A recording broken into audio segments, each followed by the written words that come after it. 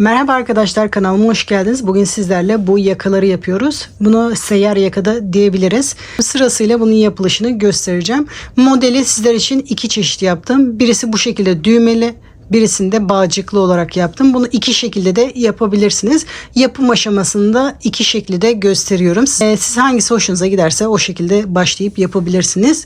Başlangıçları farklı. Onu şimdiden karar verip o şekilde başlamanız gerekiyor. Bu minik inci düğmeli. Bu şekilde bağlama ipiyle de yapabilirsiniz. Tabi bu kıyafetlerin üzerinde farklılık gösterebilir. Kullanacağınız kıyafete göre de bu şekli seçebilirsiniz. Önlü düğmeli bir gömleğin üzerinde giyecekseniz bağcıklı yapabilirsiniz. Sade kazakların üzerinde giymeyi düşünüyorsanız diğer yaptığım inci olanı yapabilirsiniz arkadaşlar. Şimdi bu modele başlarken şunu da belirtmek istiyorum. Ben bu kısmı bir tık geniş tuttum. Benim ipim sizin kullanacağınız iplere göre bir tık kalın.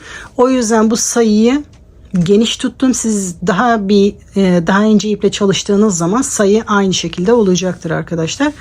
Bunu çoğaltmak istiyorsanız çoğaltabilirsiniz. Yaptığımız zincir sayısına şu desen için ekstra 3 zincir yapmanız gerekiyor. Çoğaltmak için 3 ekleyerek bunu istediğiniz sayılarda çoğaltabilir ya da azaltabilirsiniz. Çoğaltmak için 3'er tane ekleyerek gideceğiz. Küçültmek için de 3'er tane azaltmamız gerekiyor. Ben şimdi normal bir ölçüde olan ölçüyü gösterdim. Yapılışına başlamadan önce arkadaşlar sizlerden ricam, ben de emeklerimin karşılığını alabilmem için videoya bir beğen ve yorum yaparak destek olursanız videomuz daha çok kişilere önerilir. Bir de bu video sizin için faydalı olduysa bunu yorumlar kısmına yazarsanız sizden sonra gelecek aboneler bazen yorumlara bakıp videoyu izlemeyi tercih ediyor. Siz de deneyimlerinizi yorum kısmına yazarsanız sizden sonra gelecek kişileri de vesile olmuş olursunuz. Şimdi sizleri daha fazla bekletmeden yapılışına başlayabiliriz. Bu akrilik ip ütülenmiyor. Ütülenmeden bu şekilde düzgün duruyor. Koton iplerle de çalışabilirsiniz. Şimdi modeli zincir çekerek başlıyorum. Benim gibi küçük bir düğme dikmek isteyenler için şu şekilde başlıyoruz. Normal zincir çekerek direkt taban kısmını oluşturuyoruz. 76 zincir taban için çekiyorum. Şimdi 76 tane bunun tabanı için zincir çektim, hazırladım. Bu başlangıç kısmına düğme dikmeyi düşünüyorsanız burada düğme için delik bırakmanız gerekiyor.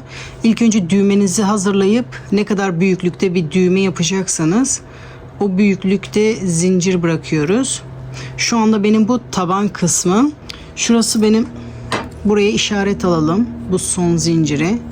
Şimdi ilik için 2 zincir deneyerek yapıyorum. Şu anda ilk zincire bir sık iğne yapalım.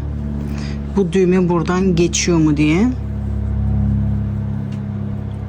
2 zincir benim düğme için ideal. Siz de ilk önce düğmenizi belirleyip ondan sonra bu işlemi yapabilirsiniz. Benim küçük düğmem için 2 tane zincir yeterli. Sonra sırasıyla işaret aldığım yerden başlayarak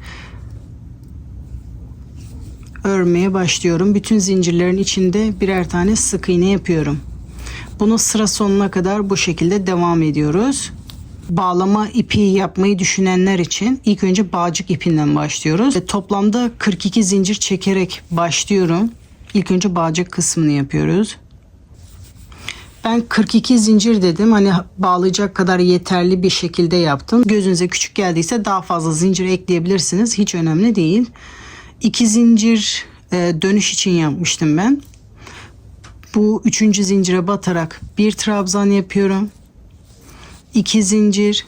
Direkt bunu zincir olarak da bırakabilirsiniz. Ben ucuna hafif bir çiçek gibi bir şey yapmak için şu anda bu işlemi yapıyorum.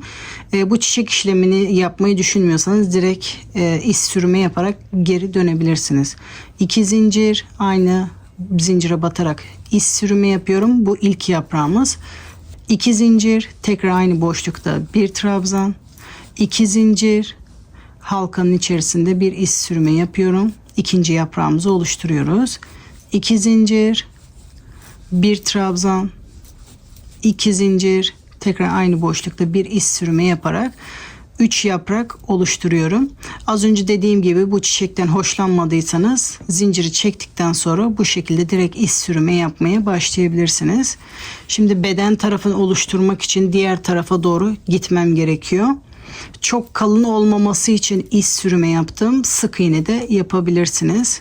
Sırasıyla bütün zincirlerin içine birer tane iz sürme yaparak zincirlerin sonuna kadar iz sürme yapıyorum.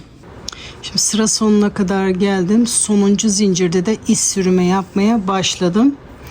Şimdi buraya işaretimizi alalım.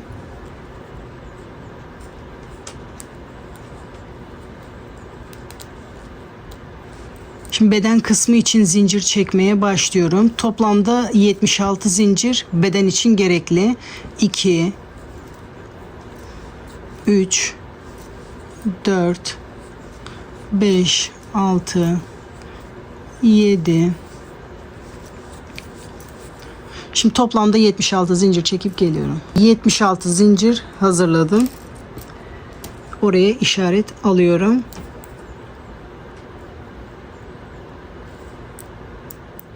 Şimdi bu diğer taraftaki gibi bağcık yapmayı düşünenler için şimdi bundan sonra bağcık yapıyoruz. 42 zincir çekerek başlıyorum. 42 zincir çektim. 3. zincirde trabzan yapıyorum. 2 zincir. Bu çiçek diğer tarafta yaptığımız işlemin aynısı. 2 zincir, 1 trabzan, 2 zincir, 1 iz sürümü. 2 zincir, 1 trabzan, 2 zincir, aynı boşlukta iz sürümü. Şimdi beden kısmına başlayabilmem için buraya kadar iz sürme yapmam gerekiyor. Şimdi sırasıyla bütün zincirlere iz sürme yaparak işaret aldığım yere kadar yapıyorum. İşaret aldığım yere kadar geldim. İşaret aldığım yer yakanın ilk zinciri. Orada sık iğne yapmaya başlıyorum. İşaretimi sık iğnenin üzerine getiriyorum ki diğer sırada karıştırmayayım. Şimdi sırasıyla bütün zincirlerin içine birer tane sık iğne yapıyoruz. Sıra sonuna kadar bütün zincirlerin içine, yani toplamda 76 tane sık iğne olacak. Sıra sonuna kadar yapalım. İkisinde de aynı. Bu toplamda 76 sık iğne oluyor. Şimdi bağcıklı olanı da sıra sonuna kadar geldim. Bakın işaret aldığım yer yaka. Sonuncu sık iğnemi de yapıyorum. Sıramı birleştiriyorum. Artık bundan sonrası diğeriyle aynı. Bunu da 3 zincir çekerek sırasıyla sık iğnelerin üzerine birer tane trabzan yapıyorum. Bu şekilde sıra sonuna kadar yapıyoruz. Bundan sonrası ikisi aynı. Tek video olarak devam edeceğim. Şimdi bunu da sıra sonuna kadar yapalım. Sıra sonuna kadar geldim. Sonuncu zincirin içine de bir sık iğne yapıyorum. Yeni sıraya başlıyorum. 3 zincir çekerek yeni sıraya başlıyorum. Bu zincir bu sık iğnenin tepesine sayılıyor. O ilk trabzanımız. İkinci sık iğneye batarak trabzan yapmaya başlıyorum. Sırasıyla hiç zincir çekmeden sık iğnelerin üzerine birer tane trabzan yapıyorum. Bakın bu ilk yaptığımız zincir son sık iğnenin tepesine sayılıyor. Bu şekilde sıra sonuna kadar bütün sık iğnelerin üzerine hiç zincir çekmeden birer tane trabzan yapalım. Şimdi sıra sonuna kadar geldim. Sonuncu sık iğnenin üzerinde bir trabzan yapıyorum. Bakın düğme için bıraktığım yer burada. Buraya batmıyorum. Sonuncu sık iğneye batıyoruz. Şimdi yeni sıraya başlıyorum. 4 zincir çekerek sıramı dönüyorum.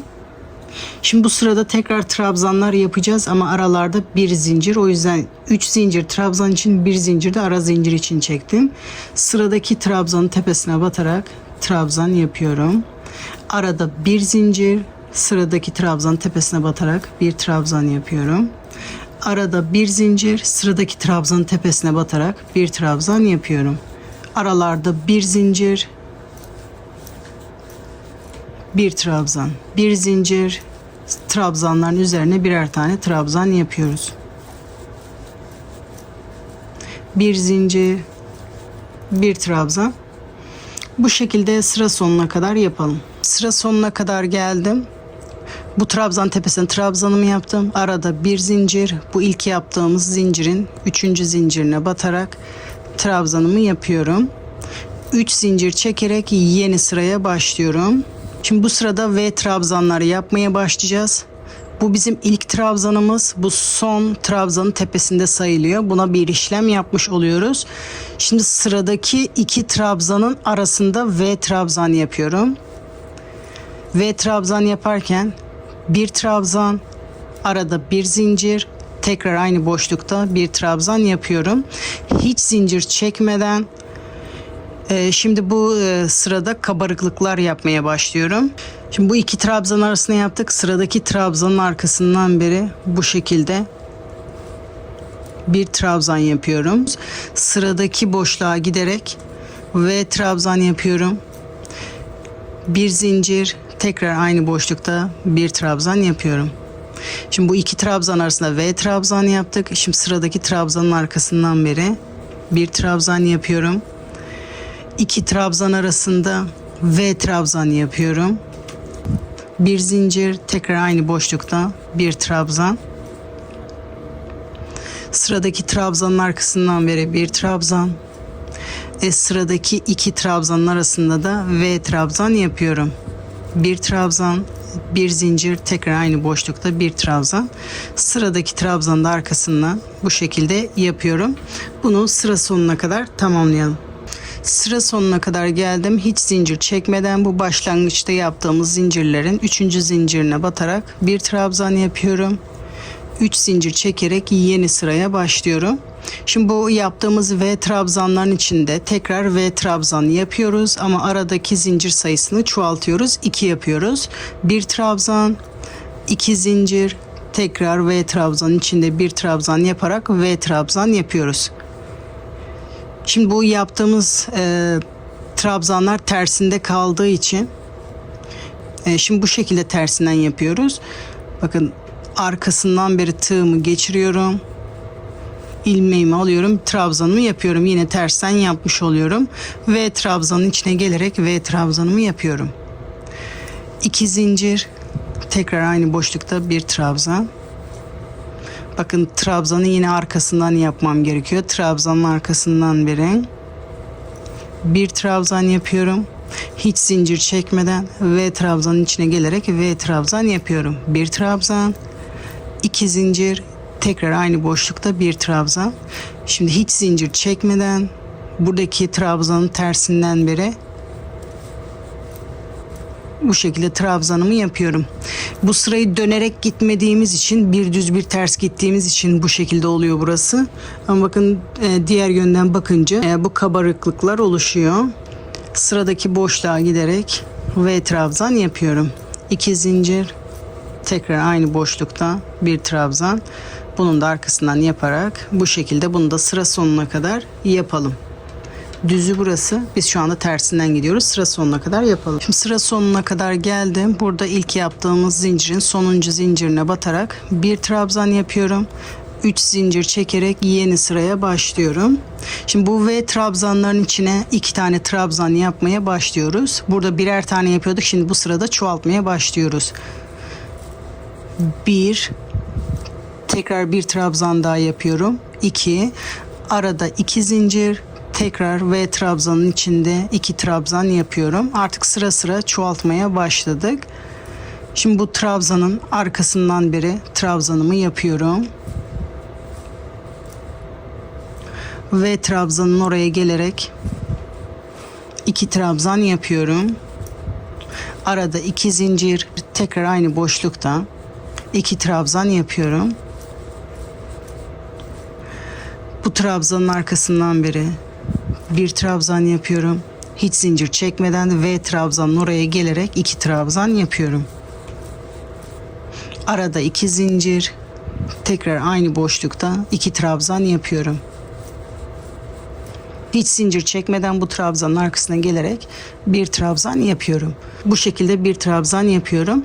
Bu sırayı da ikili trabzanlar yaparak sıra sonuna kadar yapalım. Şimdi bu sırayı da sıra sonuna kadar geldim. Hiç zincir çekmeden burada ilk yaptığım zincirin sonuncu zincirine batarak bir trabzan yapıyorum. 3 zincir çekerek yeni sıraya başlıyorum.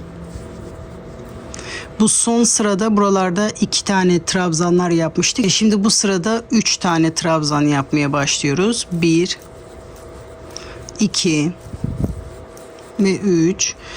Arada 2 zincir, tekrar aynı boşlukta 3 trabzan yapıyorum. 1, 2 ve 3. Şimdi gördüğünüz gibi bu trabzanların arkasından yapıyorduk. Diğer tarafta kaldı. Yine tekrar o trabzanların arkasından yapıyorum. Bu şekilde tığımı geçiriyorum. İpimi alıyorum. Trabzanımı yapıyorum. Hiç zincir çekmeden köşeye gelerek 3 trabzan yapıyorum. 1, 2, 3. Arada 2 zincir. Tekrar aynı boşlukta 3 trabzan yapıyorum. 2 ve 3. Hiç zincir çekmeden, bakın bu arkada trabzanların tersinden yapıyorduk. Yine bu şekilde tersinden beri yapıyorum. 1 trabzan. Sıradaki boşluğa gelerek 3 trabzan yapıyorum. Bunu da bu şekilde sıra sonuna kadar devam ediyorum. Bunu şimdi sıra sonuna kadar yapalım. Ondan sonra diğer sıraya geçebiliriz. Şimdi bu sırayı da sıra sonuna kadar geldim. Bu sonuncu zincirin tepesine batarak 1 trabzan yapıyorum. 3 zincir çekerek yeni sıraya başlıyorum. Şimdi buradaki boşluğa batarak 4 trabzan yapıyorum. 1, 2, 3, 4. Şimdi ben bu sıraya devam etmeyeceğim için bu benim için sonuncu sıra. O yüzden arada bir zincir yapıyorum. Tekrar aynı boşlukta 4 trabzan yapıyorum. Bunu devam etmeyi düşünüyorsanız bu ara zincir sayısını biraz daha çok çekerek diğer sırada 5'li trabzan olarak devam edebilirsiniz. 4 zincir, hiç zincir çekmeden tığımı doluyorum. Burada trabzan tersinden yaptığım yere ters trabzan yapıyorum. Sonra sıradaki boşluğa giderek 4 trabzan yapıyorum. 1, 2, 3 ve 4. Arada bir zincir, tekrar aynı boşlukta 4 trabzan yapıyorum.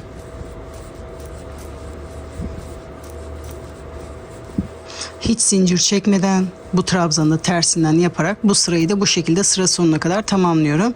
Şimdi bu benim son sıram.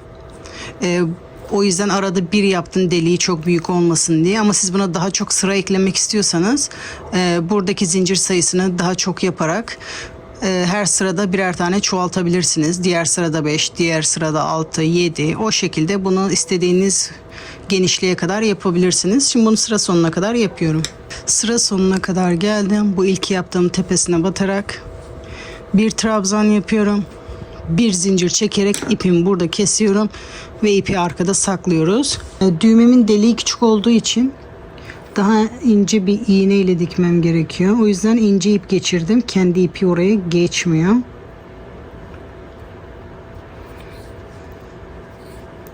Şimdi ipimi hazırlıyorum. Düğümümü atıyorum. İlik bu tarafta, diğer tarafa dikiyorum.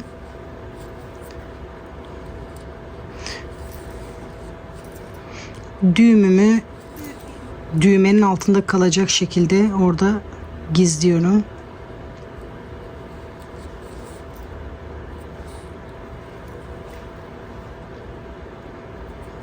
Sonra düğümümü buraya dikiyorum.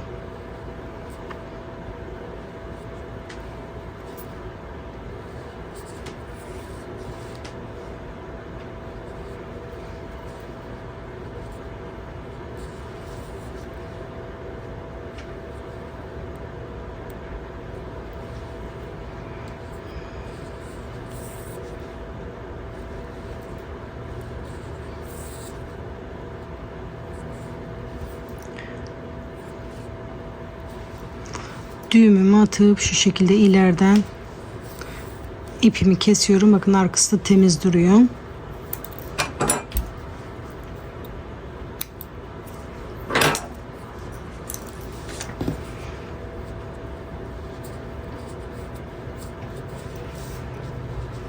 Yakam bu şekilde hazır. Bağlamalı olanı da hazırladım. Bu şekilde bağcıklarını da hazırladık. İstediğiniz şekilde düğüm atabilirsiniz. Modeli bu şekilde bağcıklı olarak yapabilirsiniz. Bu şekilde düğmeli olarak da yapabilirsiniz. İki şekilde yapabilirsiniz arkadaşlar. Bu yaptığım sıralara göre, bu ölçülere göre yaklaşık 200 metreye yakın ip gitti. Modelin yapılışı bu kadar. Umarım sizler de yaparken keyif almışsınızdır. Akrilik ip ütülenmiyor. Ütülenmeden bu şekilde düzgün duruyor. Koton iplerle de çalışabilirsiniz. Umarım sizler de izlerken keyif almışsınızdır. Umarım bu video sizler için faydalı olmuştur. Bunu yorumlar kısmına belirtirseniz sizden sonra gelecek arkadaşlara da fikir olur. Yapacak arkadaşlara kolay gelsin diyorum. Sıradaki videolarda görüşmek üzere.